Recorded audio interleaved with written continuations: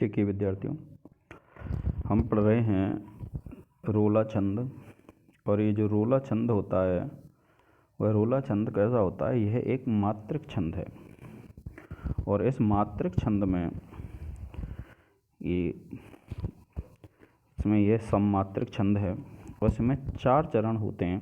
जो 4 लाइन होती हैं वो 4 चरण का प्रतीक होती हैं और प्रत्येक चरण में 24 मात्राएं होती हैं। जैसे आप इस उदाहरण में देख रहे हैं तो 24 जो मात्राएं होती हैं उसकी गिनती किस प्रकार से करते हैं कि जैसे ये उदाहरण दिया हुआ है और उदाहरण में क्या है कि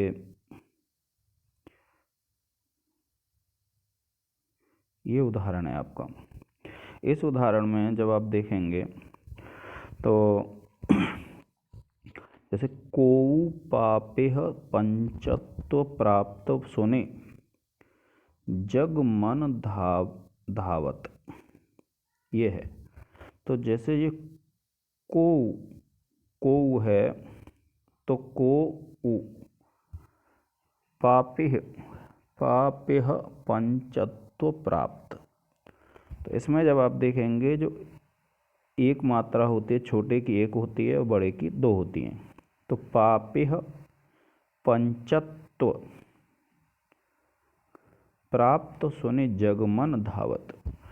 इसमें क्या है कि जो 2 हैं तो उसके लिए जो एस जैसा जब आप देखेंगे तो ये जो एस जैसा चिन्ह होता है 2 के लिए, और जब 1 होती है तो 1 के लिए ये डंडा होता है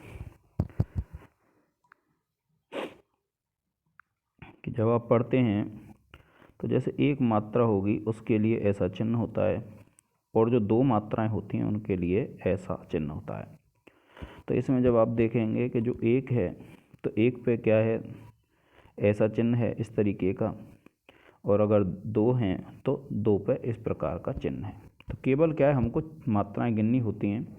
तो जैसे आप इस उदाहरण को देखेंगे तो इसमें क्या है, मात्राओं का उल्लेख है। जैसे देखिए को, तो ये जो छोटा वो है और ऊ है तो 1 मात्रा है। पा है तो पा पे बड़ा आ है तो जो बड़ा आ होता है उसकी 2 मात्राएं होंगी। पा पे छोटी की मात्रा है तो 1 मात्रा है और हा पे 1 मात्रा है। अब देखिए यहाँ पंचत्व देखेंगे आप तो पा पे अगर बिंदी है तो जो बिंदी वाला होता है तो छोटी मात्रा होने पे भी उस बिंदी के कारण उसको क्या मान लेते हैं, बड़ी मात्रा। ऐसे ही चत्व है तो इस आधे वर्ण के कारण ये चा है वो भी क्या है, बड़ा मान लिया जाता है। इसी प्रकार से प्राप्त है तो प्राप्त है, बड़ी आ की मात्रा 2 हैं। तो इस प्रकार से इनकी जो मात्राएं गिनी जाती हैं। जब आप इनकी मात्राएं गिनेंगे तो इसकी जो मात्राएं हैं वो कितनी हैं, 24 मात्राएं हैं। और 24 मात्राओं में प्रत्येक चरण में ऐसी स्थिति मिलेगी आपको कि प्रत्येक ही चरण में क्या है, 24 मात्राएं होंगी। अब सबसे पहले आपको क्या करना है कि छंद लिखेंगे। जब परीक्षा में आता है 2 नंबर का आता है ये, और छंद लिखने के बाद फिर आप इसकी परिभाषा लिख देते हैं कि यह सममात्रिक छंद है, इसमें 4 चरण होते हैं और प्रत्येक चरण में 24 मात्राएं होती हैं। अब यति जो होती है, यति किसको बोलते हैं, विराम को बोलते हैं। जब छंद का उच्चारण करते समय जब विराम लगाया जाता है तो उसको क्या बोल देते हैं, हम यति बोल देते हैं। तो इसमें जो यति है वो कितनी मात्रा के बाद होगी, 11 और 13। तो जैसे आप 11 मात्रा देखेंगे तो 2, 4, 6, 8, 10, 11। तो ये जो 11 मात्रा हैं वो यहाँ तक हो रही हैं। कहाँ तक हो रही हैं, यहाँ तक। ये जो पंचत्व है यहाँ तक 11 मात्रा हो रही, फिर उसके बाद 13 मात्राएं इसी प्रकार से बनी। तो जब आप उदाहरण लिखेंगे तो केवल जो पहला जो है, पहली पंक्ति है उसमें आप ये देख लेंगे कि इसमें कितनी मात्राएं हैं। तो इस प्रकार से जब आप लिख देंगे तो आपका जो ये है 2 नंबर का छंद पूर्ण हो जाएगा। अब देखिए जैसे जब आप पढ़ते हैं तो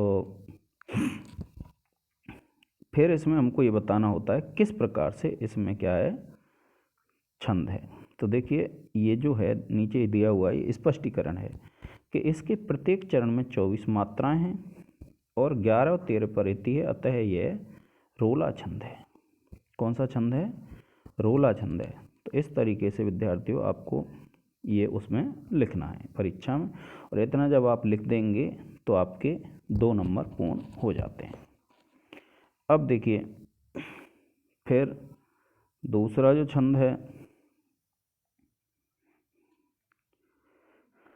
आपके सिलेबस में, वो कौन सा छंद है विद्यार्थियों? वह छंद है आपका सोरठा छंद।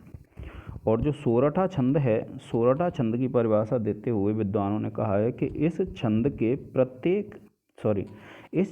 प्रथम और तृतीय चरण में, क्योंकि 4 चरण होते हैं जैसे आप देखेंगे, तो जो 4 चरण होते हैं, तो देखिए पहला तो हो गया ये, दूसरा हो गया ये है, तीसरा हो गया ये है और चौथा हो गया ये। इस प्रकार से क्या है, इसमें 4 चरण हैं। तो विद्वानों ने क्या कहा है, जिस छंद के प्रथम और तृतीय चरण में 11-11 मात्रा। तो देखिए प्रथम आपका ये हो गया और तृतीय आपका ये हो गया। तो प्रथम और तृतीय चरण में जिस छंद में कितनी कितनी मात्राएं हैं, 11-11 मात्रा। और द्वितीय, तो द्वितीय में देखिए द्वितीय ये हो जाएगा आपका और चतुर्थ ये हो जाएगा। तो द्वितीय और जो चतुर्थ चरण है उसमें कितनी कितनी मात्राएं हैं, 13-13 मात्राएं। मात्राएं कैसे गिनते हैं, वही प्रक्रिया है मात्रा गिनने की। जब आप देखेंगे तो देखिए ये है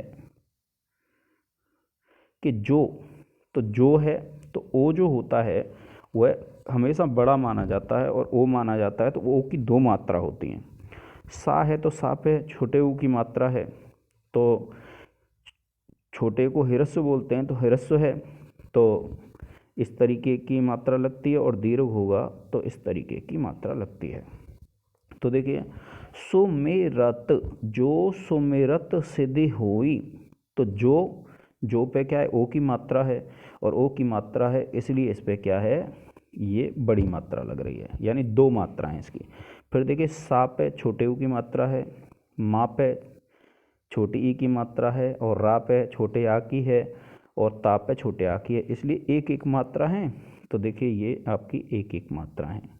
फिर उसके बाद सिद्धि पे सा पे 1 मात्रा है, धा पे 1 मात्रा है क्योंकि छोटे हैं ये, ई छोटी है दोनों में, और हा पे ओ की मात्रा है, ओ की 2 मात्राएं मानी जाती हैं क्योंकि दीर्घ माना जाता है। और ये सब ये जो आप देखोगे तो ये सब क्या है, हिरस्व हैं। तो इसलिए इस प्रथम चरण में कितनी मात्राएं हो गई, 11 मात्राएं हो गई। अब दूसरा जो चरण है उसमें 13 मात्राएं होती हैं। तो देखिए गण नायक करिवर वदन, तो गण नायक करिवर वदन, तो गण, तो ग पे हिरस्वा की मात्रा है, और उसके बाद फिर न पे हिरस्वा की है, तो गन पे हिरस्वा की मात्रा है, तो 1-1 चिन्ह लगेगा, ये लगा हुआ है आपका। और फिर ना पे दीर्घ आ की मात्रा है, तो ये 2 मात्रा के लिए ये लग गया। और फिर य पे हिरस्वा की मात्रा है तो 1, और का पे हिरस्वा की मात्रा है तो 1। फिर उसके बाद करिवर, तो का पे, रा पे, वा पे और रा पे हिरस्व मात्राएं अर्थात छोटी मात्राएं हैं, तो फिर इन पे भी ये चिन्ह लगेगा क्योंकि ये हिरस्व मात्रा का चिन्ह है। और फिर उसके बाद वदन है, तो वदन पे भी क्या है, वा पे हिरस्वा है, द पे हिरस्वा है और ना पे हिरस्वा है, तो इस तरीके से तो ये 13 मात्रा हो जाती हैं आप गिनेंगे तो फिर क्या विद्यार्थियों, ये जो 13 मात्राएं हैं, इन 13, तो जिसके प्रथम और तृतीय चरण में तो कितनी मात्राएं होंगी, 11 मात्राएं होंगी, और जिसके द्वितीय और चतुर्थ चरण में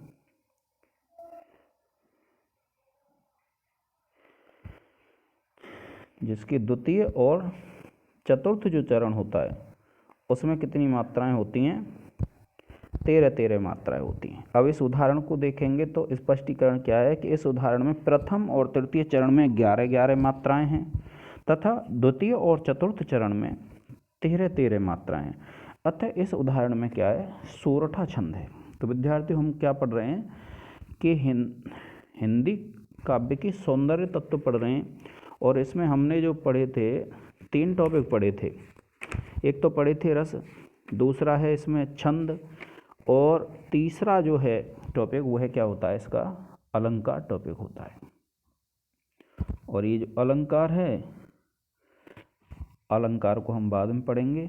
तो आज के इस लेक्चर में विद्यार्थियों इतना ही।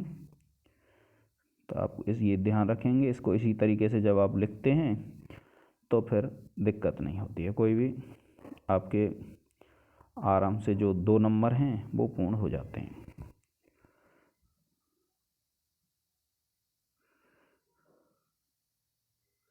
तो आप इसका एक स्क्रीनशॉट ले लेंगे विद्यार्थियों। तो आज के इस लेक्चर में इतना ही। जय हिंद, जय भारत।